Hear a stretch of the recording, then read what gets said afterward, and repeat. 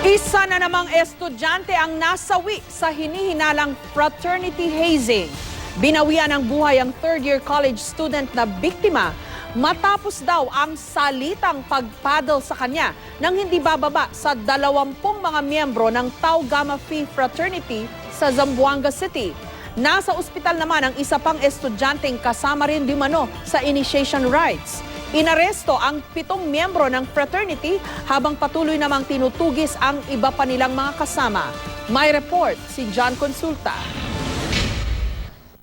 Mabait at tahimik na bata, ganyan ilarawan ng kanyang lola ang 18 anyos na si Anthony Javier, isang third-year computer science student sa Western Mindanao State University. Kaya hindi raw inakala ng kanyang mga kaanak na sasali si Anthony sa fraternity at masasawi sa hinihinalang hazing. Base sa inisyal na investigasyon ng mga polis, alas 9 ng umaga kahapon, isinagawa raw ng Tau Gamma Phi Fraternity ang initiation rites sa isang park sa barangay Pasunangka. Di raw bababa sa 20 fratmen ang nagsalitan sa pagpadel sa binata. Bandang 1:00 ng hapon, isinugod sa ospital si Javier. Puno ng latay ang kanyang mga binti at comatose na. Tuluyan siyang binawian ng buhay dahil sa cardiac arrest.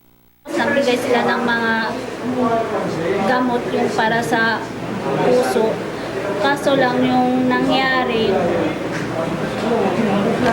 yung ano niya, parang internal hemorrhage na nangyari. Tapos takap yung dugo, yung oxygen din na pumapasok sa utak niya. Ang isang kasama raw ni Anthony sa initiation, nagpapagaling naman ngayon sa ospital. Nasa state of shock pa rin umano ang third-year ding si Joed Marcos mula sa parehong universidad. 7 miyembro ng Tau Gamma Phi Fraternity ang inaresto at nakadetain ngayon sa Santa Maria Police sa Zamboanga. Nakatakda silang sampahan ng reklamong paglabag sa anti-hazing law. Tumanggi sila magbigay ng pahayag. Tinutugis na rin ng mga polis ang iba pang miyembro ng naturang fraternity. Lahat yun sila, kung sino yung doon kasama yung nandoon sa area, kasama na yung mga doon, yung mga opisyal nila, yung para mga high ranking doon sa fraternity nila. Nag-iimbestiga na rin ang Western Mindanao State University. Nilabag di umano ng Tau Gamma Phi ang batas na sinusunod ng universidad pagdating sa initiation rites ng mga fraternity. Batay sa RA 8049 o anti-hazing law, dapat sumulat ang anumang organisasyon o frat sa pamunuan ng eskwelahan 7 araw bago ang initiation. Matapos nito, magpapadala dapat ng 2 kinatawan ang universidad para matiyak na walang mangyayaring hazing. The activity was conducted without the knowledge or authority from the school. After we learned about the incident, we took steps immediately in order to attend to the victim. Ilan pang insidente ng hazing ang kinasangkutan ng Tau Gamma Phi Fraternity. Hulyo ng nakaraang taon nang masawi sa initiation ang 18 anyos na si Julio Servando. Nasundan ito ng pagkamatay ni Ariel Inorfe, 20 anyos, matapos ang hazing ng Tau Gamma sa Tagkawayan, Quezon.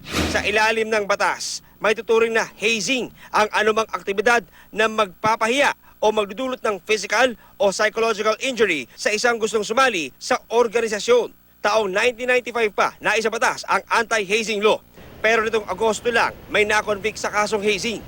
Reclusion perpetua ang hatol laban sa 2 miyembro ng Alpha Phi Omega Fraternity para sa pagkamatay ng estudyante ng UP Los Baños na si Marlon Villanueva taong 2006. John Consulta, GMA News.